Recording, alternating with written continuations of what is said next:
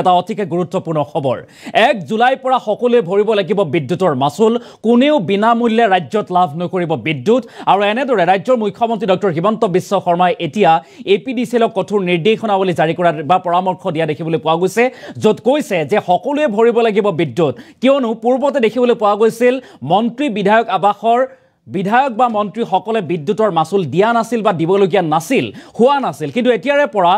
নতুন পদক্ষেপ হাতত লোৱা হৈছে যাৰ বাবে চৰকাৰৰ এই পদক্ষেপ অনুসৰি ৭৫ বছৰৰ পাছত 1 জুলাই পৰা ৰাজ্যত সকলো মন্ত্ৰী বিধায়কৰ আবাসৰ পৰা বিদ্যুতৰ বিল পৰিশোধ কৰিব লাগিব বা পৰিশোধ কৰিব লাগিব মন্ত্ৰী বিধায়ক সকলেও এনেদৰে নিৰ্দেশনাৱলী জাৰি কৰিছে মুখ্যমন্ত্ৰী গৰাকী আমি সবিস্তাৰে খবৰটো লৈ অহাৰ চেষ্টা কৰিম এটা ডাঙৰ খবৰ এই মুহূৰ্তত অতিকে গুৰুত্বপূৰ্ণ যে বিদ্যুৎ মাচুলক লৈ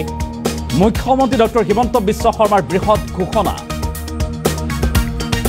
1 জুলাইৰ পৰা সকলোৱে ভৰিব লাগিব বিদ্যুতৰ মাচুল 1 জুলাইৰ পৰা সকলোৱে ভৰিব লাগিব বিদ্যুৎ মাচুল ৭৫ বছৰে বিনামূল্যে লৈ থকা বিজুলী বিল ভৰিব লাগিব এতিয়া সকলোৱে মুখ্যমন্ত্ৰী মন্ত্ৰীৰ আবাস লগতে চৰকাৰী আবাসত আগতে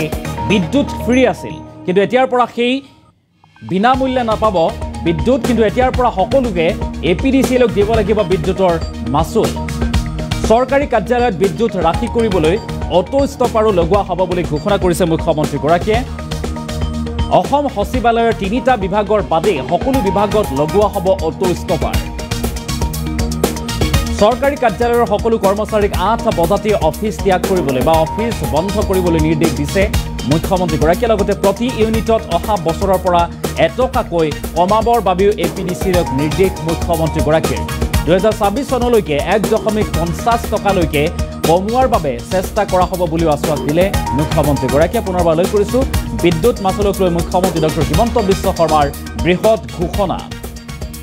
1 জুলাইৰ পৰা সকলোৱে ভৰিব লাগিব বিদ্যুৎ মাচুল এনেদৰে মন্তব্য কৰিছে ঘোষণা কৰিছে মুখ্যমন্ত্ৰী ডক্টৰ হিমন্ত বিশ্ব শৰ্মাই 1 জুলাইৰ পৰা সকলোৱে দিব লাগিব বিদ্যুতৰ মাচুল ইয়াৰ পূৰ্বে দেখিবলৈ পোৱা গৈছিল যে ৭৫ বছৰে বিনামূল্যে লৈ থকা বিজুলী বিল ভৰিব লাগিব এতিয়া সকলোৱে মুখ্যমন্ত্ৰী মন্ত্ৰী আবাসৰ লগতে চৰকাৰী আবাসত আগতে বিদ্যুৎ ফ্ৰী আছিল কিন্তু এতিয়াৰ পৰা সকলোৱে এপিডিচিএলক দিব লাগিব বিদ্যুৎ মাচুল চৰকাৰী কাৰ্যালয়ত বিদ্যুৎ ৰাখি কৰিবলৈ অটো ষ্টপাৰ লগোৱা হ'ব বুলিও মন্তব্য কৰিছে মুখ্যমন্ত্ৰী গৰাকী আৰু ইতিমধ্যে ৮,০০০ অটো ষ্টপাৰ লগোৱা হৈছে বিভিন্ন চৰকাৰী কাৰ্যালয়ত বা স্কুল কলেজত আৰু তাৰ পাছতেই পুনৰবাৰ মুখ্যমন্ত্ৰী গৰাকীৰ বৃহৎ ঘোষণা আৰু সেয়া হৈছে য'ত মুখ্যমন্ত্ৰী মন্ত্ৰী আবাসৰ লগতে চৰকাৰী আবাসত আগতে বিদ্যুৎ ফ্ৰী আছিল কিন্তু এতিয়াৰ পৰা সকলোৱে এপিডিচিএলক বিদ্যুতৰ বিল পৰিশোধ কৰিব লাগিব মন্তব্য আছে মুখ্যমন্ত্ৰী গৰাকীৰ আমি সেই মন্তব্য আগবঢ়োৱাৰ চেষ্টা কৰিম আমি প্ৰায় ৩,০০০তকৈ এতিয়া কিমান ৮,০০০ চৰকাৰী কাৰ্যালয় শিক্ষানুষ্ঠান অংগনবাদী কেন্দ্ৰত আমি অটো ষ্টপেজ লগাবলৈ সক্ষম হৈছোঁ আৰু ইয়াৰ ফলত আমাৰ ইলেক্ট্ৰিচিটি বহু পৰিমাণে ৰাহি হ'ব আসাম ছেক্ৰেটাৰিয়েটতো মই ৯ বজাত লোকসেৱা ভৱনক বাদ দি বিত্ত আৰু গৃহ বিভাগ বাদ দি আন গোটেইকেইটা বিভাগতে মই অটো ষ্টপাৰ লগাবৰ কাৰণে মই ইতিমধ্যে নিৰ্দেশ দিছোঁ কাৰণ আমিও বিচৰা নাই যে চৰকাৰী কৰ্মচাৰীবিলাকে ৮ বজাৰ পিছতো অফিচত বহি কাম কৰি থাকক যাতে ফেমিলিটো কোৱালিটি টাইম দিব পাৰে তেওঁলোকে ৰাতিপুৱা 10টাত কাৰ্যালয়ত আহি 10টাৰ পৰা 6টা 7টালৈ কাম কৰিলেও যথেষ্ট ফেমিলি কোৱালিটি টাইম দিয়াটো খুবেই প্ৰয়োজনীয় সেইকাৰণে আসাম ছেক্ৰেটাৰিয়েটতো 3টা ইম্পৰ্টেণ্ট বিল্ডিঙক বাদ দি বাকি সকলোতে অটো ষ্টপাৰ লগাবৰ বাবে মই ইতিমধ্যে নিৰ্দেশ দিছোঁ যাতে আমি লাহে লাহে ৰাজ্যত ইলেক্ট্ৰিচিটি সেভিংছৰ এটা ভাল পৰম্পৰা আৰম্ভ কৰিব পাৰোঁ শেষত আমাৰ সাধাৰণতে দেখা যায় যে আমাৰ মন্ত্ৰীসকলৰ আবাস আৰু সিনিয়ৰ গভৰ্ণমেণ্ট অফিচাৰসকলৰ আবাস বা ছেক্ৰেটাৰিয়েটৰ কৰ্মচাৰীসকলৰ আবাসত ইলেক্ট্ৰিচিটি বিল ইমান দিনে চৰকাৰে দি আছিল আজি ৭৫ বছৰৰ এইটো লিগেসি আজি নহয় কোনো চৰকাৰ কোনো মুখ্যমন্ত্ৰী কোনো প্ৰধান মুখ্য সচিব সকলোৰে ঘৰত ব্যৱহাৰ কৰা ইলেক্ট্ৰিচিটিৰ বিল ৰাজ্য চৰকাৰে ইমান দিন বাজেটৰ পৰা দি আছিলে ইতিমধ্যে আমি 1 জুলাইৰ পৰা প্ৰযোজ্য হোৱাকৈ আমি সিদ্ধান্ত লৈছো যে এতিয়াৰ পৰা মুখ্যমন্ত্ৰী হওক মন্ত্ৰীসকলে হওক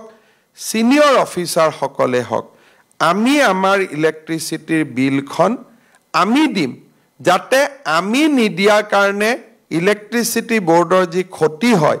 সেই ক্ষতিৰ বিনিময়ত তেওঁলোকে যাতে বিদ্যুতৰ মাচুল বৃদ্ধি কৰিব নালাগে এতিয়াৰ পৰা আমি সেই দিশটো সিদ্ধান্ত লৈছো আৰু ইতিমধ্যে আমাৰ কৰ্মচাৰী বা সকলোকে আমি জনাইছো যে কোৱাৰ্টাৰত থাকিলে ইলেক্ট্ৰিচিটি বিল আমি চৰকাৰৰ পৰা লোৱা উচিত নহয় আৰু ইয়াৰ প্ৰথম আদৰ্শ হিচাপে মুখ্যমন্ত্ৰী আৰু মুখ্য সচিবৰ বাসভৱনৰ পৰাই ইয়াক আমি ক্ৰিয়ান্বিত কৰিব খুজিছো আজিলৈকে ৭৫ বছৰে মোৰ আগত অসমৰ যিমান মুখ্যমন্ত্ৰী হ'ল বা ময়ো ৩টা বছৰ ইলেক্ট্ৰিচিটি বিল মই ফ্ৰী লৈ আছিলোঁ মই নাজানিছিলোঁ এদিন আলাপ আলোচনাত ফটক কৰি ওলালে যে ইয়াৰ বিলটো অমুক হেডৰ পৰা দিয়া হয় আমি নিৰ্দেশ কৰিছিলোঁ এতিয়া মিটাৰ টিটাৰ তেওঁলোকে লগালে 1 জুলাইৰ পৰা আমি নিজৰ ঘৰৰ বিল আমি নিজে দিয়া আৰম্ভ কৰিম ইও আমাৰ ইলেক্ট্ৰিচিটি বোৰ্ডক যথেষ্ট সহায় কৰিব বুলি মই আশা কৰোঁ শেষত আজিৰ এই সুন্দৰ দিনটোত মই এই গোটেই কামটো কৰি তোলা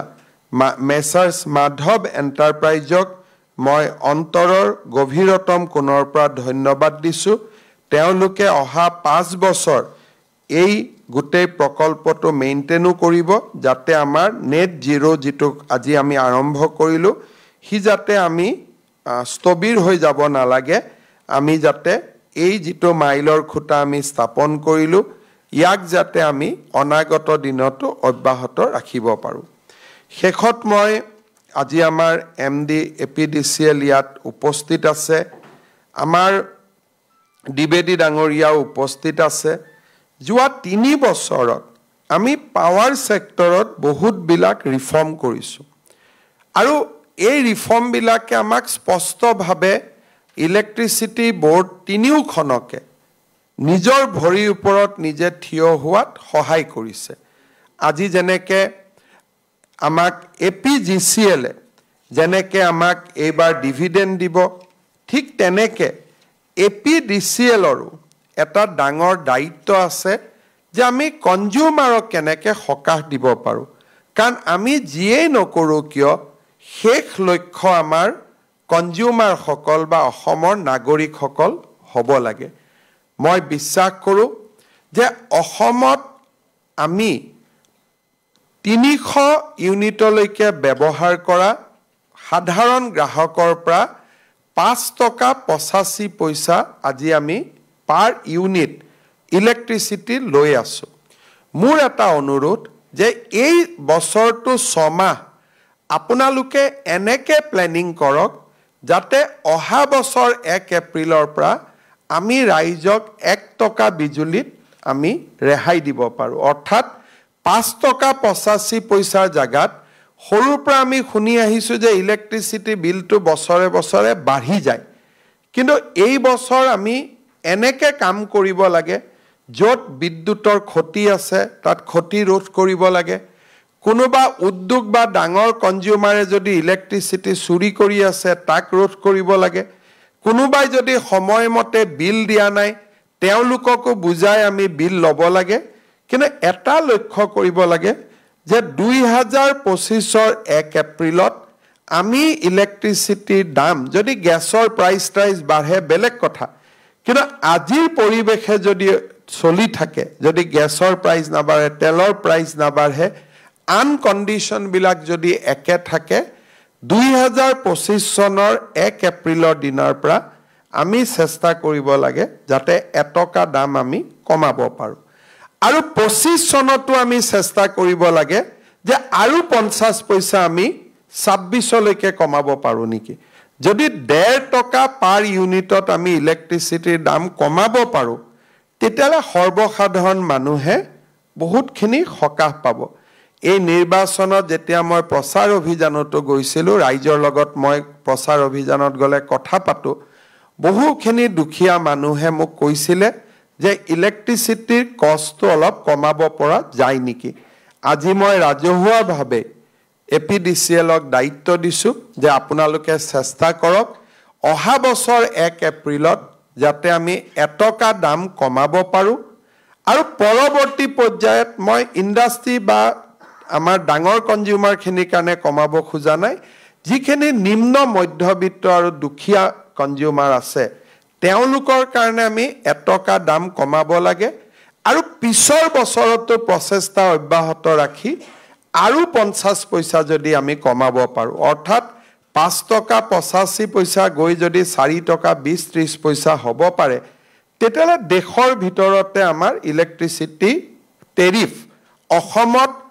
তলৰ ফালৰ পৰা 5খনত পৰিগণিত হ'ব। যে আজি যেনেকৈ আমি পেট্ৰল ডিজেলৰ দাম অলপ দিনত মই অলপ আগতে টুইট কৰিছোঁ, হায়দৰাবাদত পেট্ৰলৰ লিটাৰ 107 টকা, বেংগালুৰুত পেট্ৰলৰ লিটাৰ 101 টকা, আমাৰ অসমত পেট্ৰলৰ লিটাৰ 97.5 টকা। অৰ্থাৎ আজি আমি ডাঙৰ ডাঙৰ ৰাজ্যৰ তুলনাতো পেট্ৰল ডিজেলৰ দাম আমি কমাব পাৰিছোঁ। ইলেক্ট্ৰিচিটিৰ ক্ষেত্ৰতো থ্ৰু ৰিফৰ্মছ আৰু ভাল ব্যৱস্থাৰ জৰিয়তে